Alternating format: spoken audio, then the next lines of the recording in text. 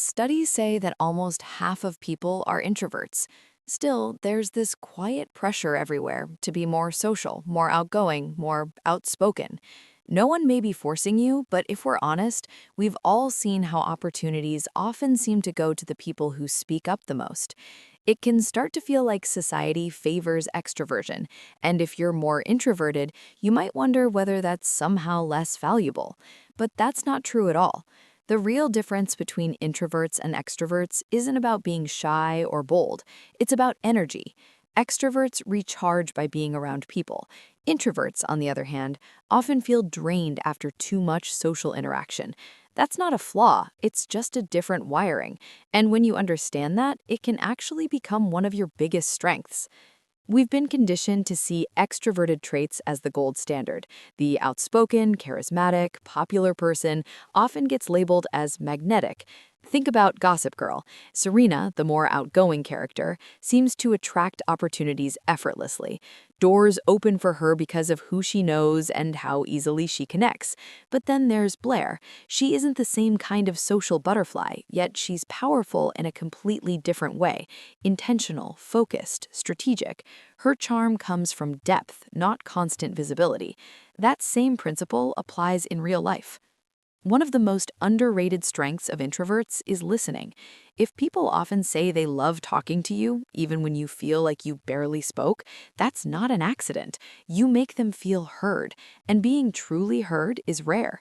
Some people are charming because they say impressive or funny things. Others are charming because they create space. Introverts often do the latter naturally. Look at Oprah Winfrey. Whether she identifies as an introvert or not isn't the point.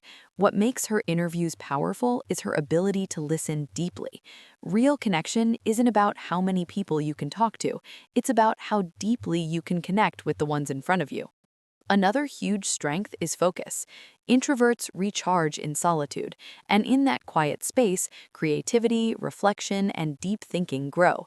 In a world where attention spans are shrinking, the ability to concentrate is almost a superpower.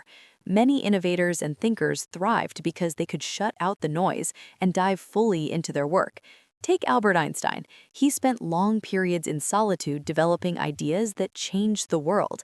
Your need for alone time isn't holding you back. It might be the very thing helping you build something meaningful. That said, even strong focus won't last if your energy is constantly drained. That's why boundaries matter.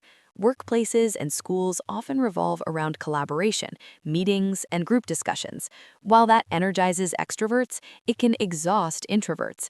Taking space to recharge isn't weakness, it's maintenance. Think about public figures like Keanu Reeves or Angelina Jolie. They show up when it matters, but they keep much of their lives private. Their presence feels intentional, and because it's not constant, it feels valuable.